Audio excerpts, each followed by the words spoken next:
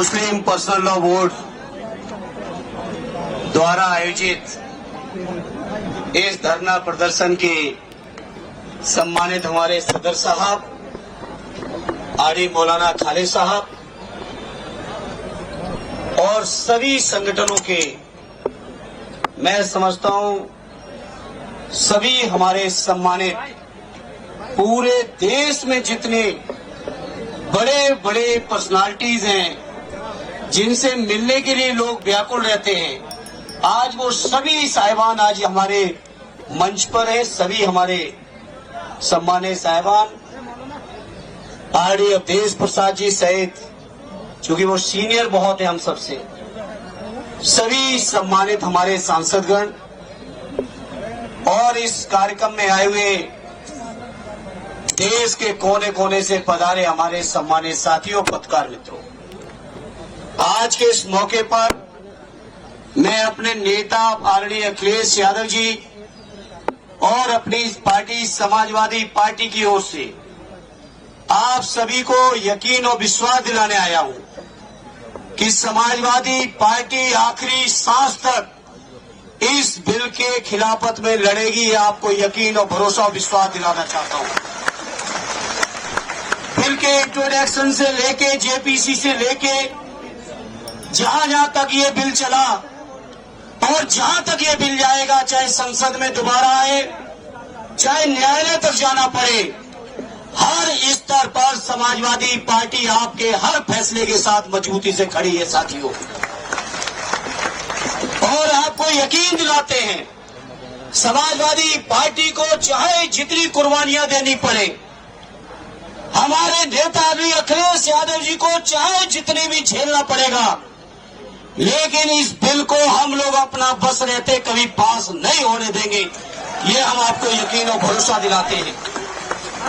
आप सबकी दुआओं से और आप सबकी मेहनत से समाजवादी पार्टी आज इस हैसियत में है, आपकी कृपा से, आपकी दुआओं से, कि संसद को चैन से नहीं चलने देगी। अगर संसद में जबरदस्ती बिल आएगा तो ये सरकार की नीयत से आप सब वाकिफ हो। ये सरकार किसी भी तरह से जो हमारे मुसलमान भाइयों के, हमारे बुजुर्गों ने जो जमीनें वक्फ की हैं, चाहे इबादत गाहों के लिए की हो, चाहे शिक्षण संस्थानों के लिए की हो, चाहे कब्रिस्तानों के लिए की हो, चाहे समाज की और तमाम जरूरतों के लिए की हो, उनकी जो नीयत थी वक्फ करने की जमीन की, उस नीयत के खिलाफ जाके सरकार जमीन कब्जा करना चाहती है। सरकार को पता है कि रेल और रक्षा के बाद अगर सबसे ज्यादा कहीं जमीनें हैं तो हमारे वक्फ बोर्डों के पास है। ये बीजेपी के लोग जो देश के अंदर नफरत फैला रहे हैं, देश के अंदर लोगों को चैन से नहीं रहने देना चाहते हैं, देश के अंदर हमारे मुसलमान भाइयों के हर स्तर पर हमला कर रहे हैं, चाहे उनके शिक्षण संस्थान हो, चाहे उनका रोजगार हो, व्यापार हो। अब तो हद हो गई जब उनके द्वारा वक्फ की हुई जमीनों पर भी इनकी नीयत है। तो मैं आदरणीय अखिलेश यादव जी की ओर से, समाजवादियों की ओर से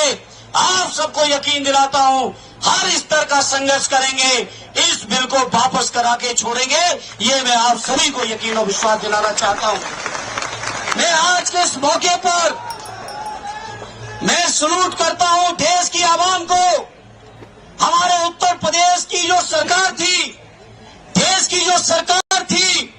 इसकी नीयत नहीं थी कि होली और जुमे के दिन कहीं अमन चैन रह पाए। लेकिन मैं सलाम करता हूं देश की आवाम को कि लोगों ने जो भाईचारा, जो मोहब्बत, जो आपस में एकता प्यार दिखाया है, उससे सरकार की नीयत को पूरी तरह से धता बताते हुए ये साबित कर दिया, जिस तरह से हमारे बुजुर्गों ने देश को आजाद कराने में, देश के लिए गर्दन कटाने में कहीं कमी नहीं रखी, उसी तरह से हमारी आज की पीढ़ी देश में अमन और चैन रखने में अपने हर स्तर की कुर्बानी देके भी प्यार और मोहब्बत को बढ़ाने का काम कर रही है।